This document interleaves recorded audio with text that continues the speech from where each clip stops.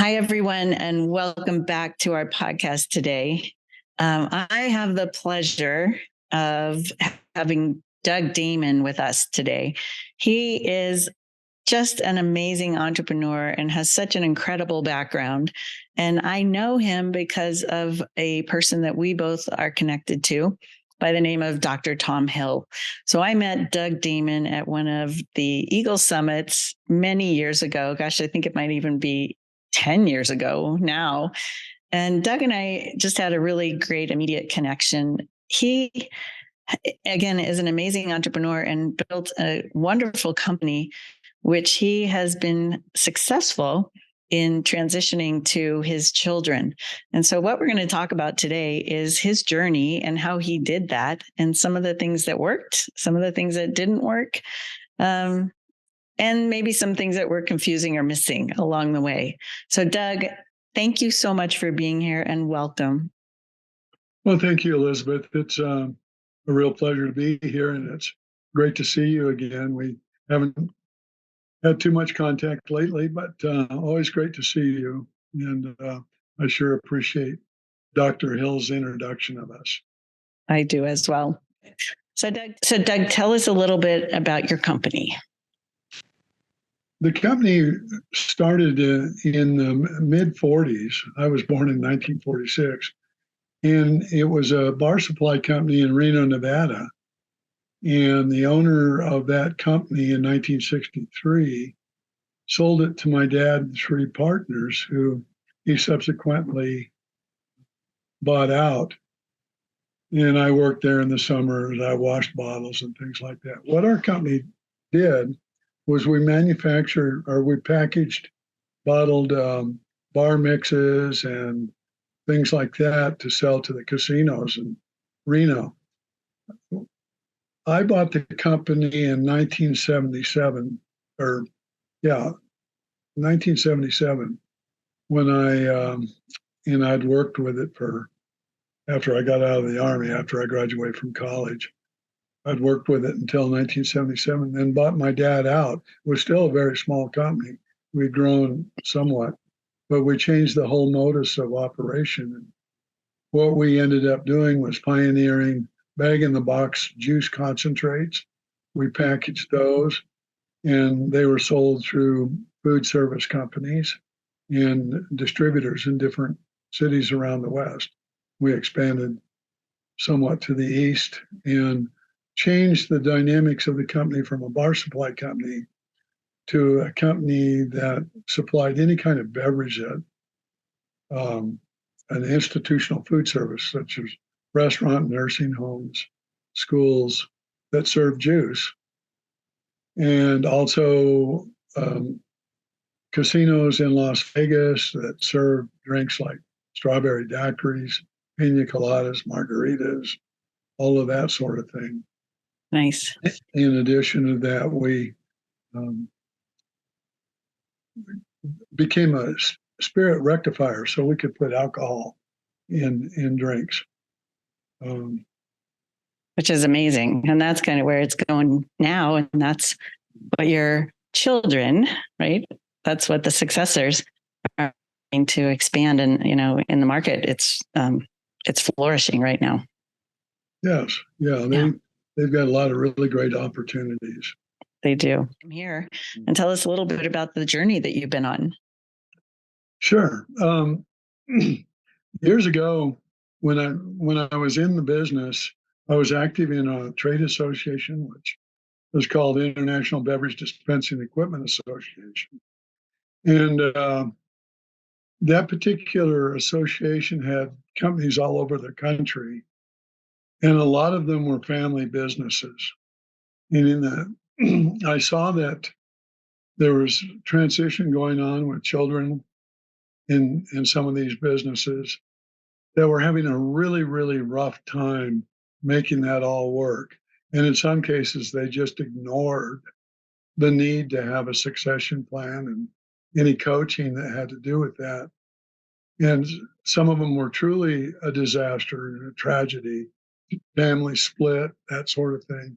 So I decided at that point, as I was growing my own business, that and my kids my three children, who are adults, were interested in the business and had been working in the business with me, I decided that it was would be a good idea to get some help in doing that.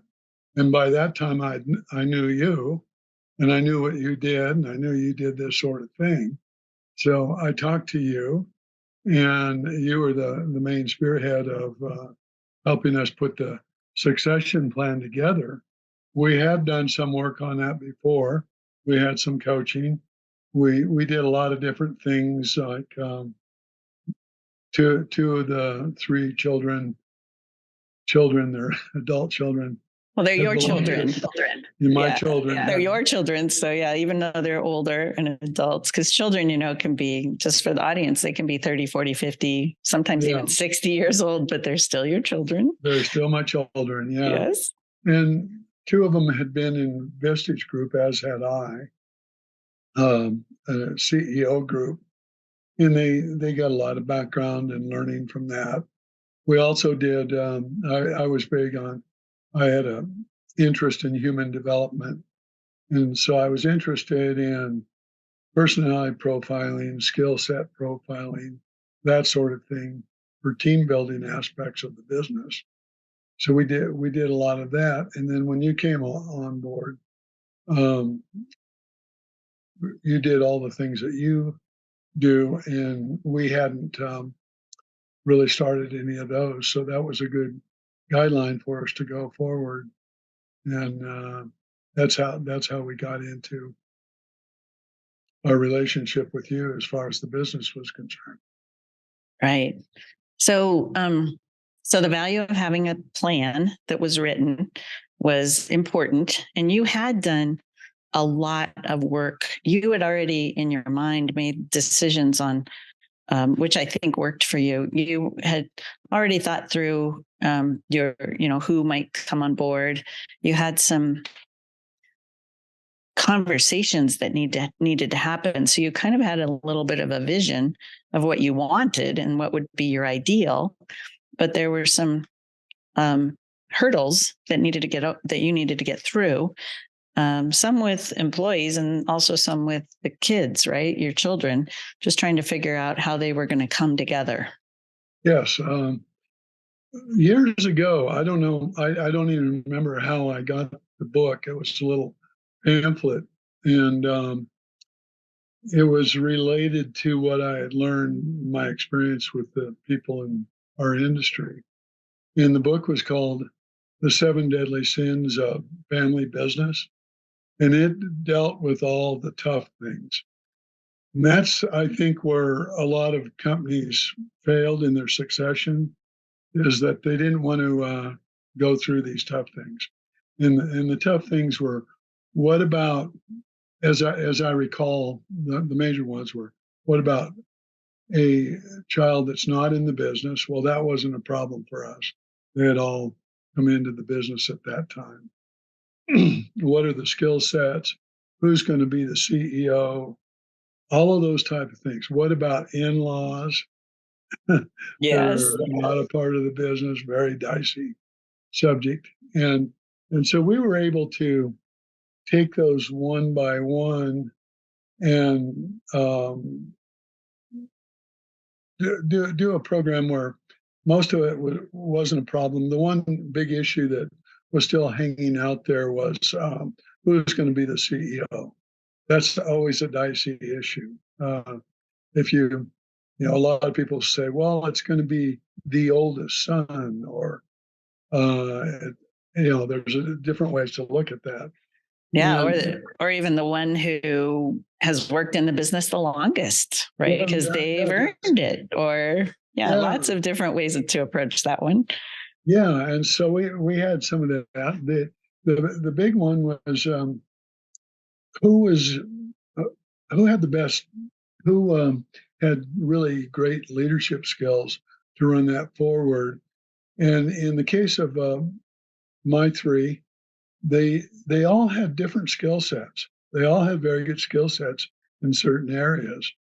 Two of the three were more macro oriented, and the third one who happened to be the oldest, was micro-oriented. He was a good operations sort of a person. And I knew he had some leadership skills, but with the way we were structured with me at the helm, it's really hard for kids to rise up and shine in the way that they can when you've got a patriarch running the place. And yeah, I think a lot of times there's a there's a view in family businesses where, well, why should we listen to dear old dad? What does he know? I say that uh, facetiously, but there is an element of that. We were fortunate to have a person who had a wide breadth of being a CEO in a very large company. And he and I, and he had experience, and he was a competitor of mine. We joined forces, and he and I thought um, we were very similar in our thinking and our strategies and our experiences, and so we were simpatico. And he was a good coach. He was really a good trainer, and so I let him do the work with the successors, the kids, and that worked out really well. Good, because there's just that natural tendency of. I went through the same thing with my dad.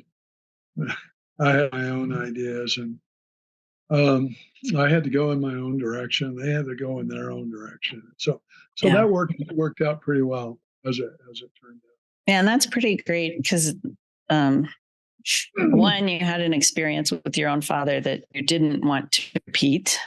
Right? So you kept your kids from that. And those prior experiences are important, both positive and negative. Because sometimes if you've had a bad experience, right, you do it differently. But also if you've had a great experience, you try to recreate it. And it doesn't always work in this time, right? Because the time and the external environment has shifted and changed. The business is bigger.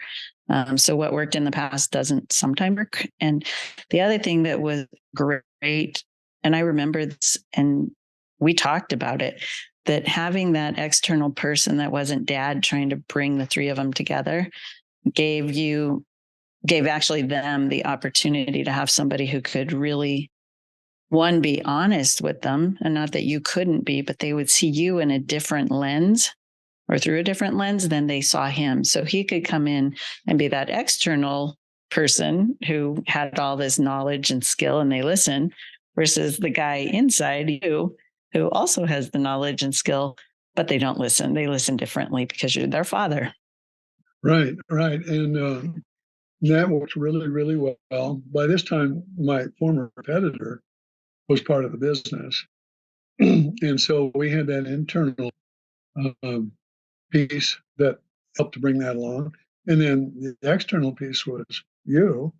And you are very, very good at being candid with, having fierce conversations, if you will, with them to point out things that maybe they could consider in a different way on some of these difficult issues. So, in a certain sense, I was able to, even though I was a participant in all of the planning process and so on, I was able to kind of sit back and see how it flowed and not get too terribly involved in how that should work and how that was going to work, and let you do your job, which you do very professionally. Thank So you. that worked out quite well. Thank you. So that it's kind of, you put your best teammate forward Right. in the business, and that's what makes the business the most healthy. And so understanding how people are wired, what they do best, and so many families and so many businesses will put a CEO or put someone into a successor's position just because of they've been there the longest, or they've gotten their degree, or whatever that might be. And truly, in a way, they're doing the business a disservice, because they're not going to have that the one who's supposed to be the CEO, who's made to be that and operates that way from their internal wiring. And the other thing I think is they're doing the person a disservice, because we all are wired in a certain way. We've had many conversations about this. We're all wired in a certain way. Most of us have the ability to do the other things. It's just not in our normal love, right? And our normal fulfillment. So in this example, you could have said, oh, I'm going to give you a shot at being CEO right off the bat. But if you'd done that, he might have felt obligated and gone, okay, I'll do it, but I really like this stuff over here better. So those open communication and conversations are, I think, so important, and understanding, even helping the successor understand who they are. So the plan helps the successor say yes or no to what the invitation is. And then knowing themselves and knowing the team, then you're able to put that person in the right spot where they're going to really thrive, instead of stuffing them into the CEO role because they're supposed to be there. I think of it like a football team lots of times. A quarterback, we all know the NFL draft just happened a little while ago. And you draft a quarterback if you want a quarterback. You don't draft a running back to be the quarterback, or a kicker to be the quarterback. And in a professional team, they don't trade places. You don't say, hey, do you want to play quarterback this quarter? Right? Just don't do it. So you're trying to figure out, put the best team forward, because it makes a difference for the business and the employees and also the family and those who are going forward once you're not there. You're absolutely correct on what you just said. You probably saw me nodding my head. And the Vestige group that I was in always said that too. There's one CEO, and that's the conventional wisdom. And they all felt like they could work that together in a very amicable fashion. And so rather than me appointing a CEO, we did it as a triumvirate, if you will. And we're able to learn over that process to see who rose up in certain ways and others in other ways. And it worked out really well. The youngest one, Tiffany, the daughter, she didn't want to be the CEO, so that was easy. And I wasn't sure, I felt on the other two that they would figure it out. So I kind of went against the conventional wisdom. And you and I had many conversations, and you had conversations with each of them. And as it turned out, one of the good things that we had going, and thankfully that's still intact, was they're all very close. They're all very respectful of each other. They get along really, really well. They're all very confidential in how they handle things, and they all do have the different skill sets that mesh. I would add that since you were involved in the process, that they've all grown immensely into their skill sets differently. And the way it's set up now, the company is going to split off into two different companies. And I'm still on the board. I'm not chairman of the board, but they're splitting off into two companies. And the oldest son is CEO of the one company with a chairman that's not me, that we put on the board. And the middle child, is going to be the CEO of the other company. And he's got duties in both companies, and we'll continue to have that for a while. But it's all worked out. And what's really been pleasing to me is that they have all risen with me not there. Well, I think that is a source of pride more than I do. It doesn't hurt my feelings. I think that transitioning your company into a successor's hands, whether it's a family member or an employee or somebody else, right? Sometimes it's a third party. But I think that transitioning your business so that it continues forward and the community continues to thrive, like employees continue to have jobs, and and the business actually thrives inside of the community. So, and people have heard this before, but philanthropy continues, and all of the things that business plays in that society continues to move forward. I think that's the most important thing that you can do. Yeah. It to go forward and continue. Yeah, I agree. It has worked out. They worked really well together. Yeah. Well, so this is a complete, true success story for everybody to hear today. And I am so thrilled for you. You were the chairman of the board for a short period of time, I think. And you also did something with the banking that I think is really important for our listeners to hear. So how long did it take you to get off the board as the chair? And what's that banking thing that you did that worked? Well, when part of the completion of the succession plan, as most small business owners know, the owner usually has a personal guarantee on any loan facilities that are available to the business. And we had borrowing base for inventory and so on. We also had some term loan. And when I owned the company, it was subchapter S. So I would utilize the cash available within the covenants of the bank, but I didn't have to answer to anybody on that. Yeah. When you have 3 new owners, then it becomes a different story. You have to increase your revenues. You have to increase, your profitability. If they're going to do some of the things I was able to do, they had to grow the business and they had to grow it in a smart fashion. So the bankers, realizing that, wanted me to stay on the guarantees. Again, this goes against conventional wisdom, but I did it. And I figured, well, it'd take them about 5 years to be bankable on their own with their own balance sheets and so on. And they were able to retire the debt and get me off of the personal guarantees in 2 years, in less than 2 years. So that was great. Yeah. It was great for them. It was great for me. And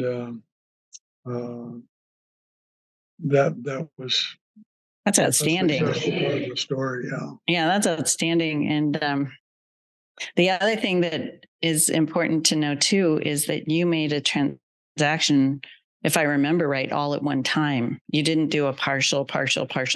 You just sold it to them, and then they had it, and it was all in just one slice. So you did, in your transition strategy, you did a lot of work prepping up into a time when you said, I'm going to own none of it and you're going to own all of it. So, and a lot of families or companies will do, 10%, 20% and kind of eke along. In yours, you did the entire thing. We're done. And then you still had that note. So that's tricky to be able to do that. Tricky and very risky. Yeah. Very risky, but hey. A lot of potential downside to that. But my orientation, as Dr. Hill, used to call me outside the 9 dots. So That's right. That's right. You see outside the box for sure.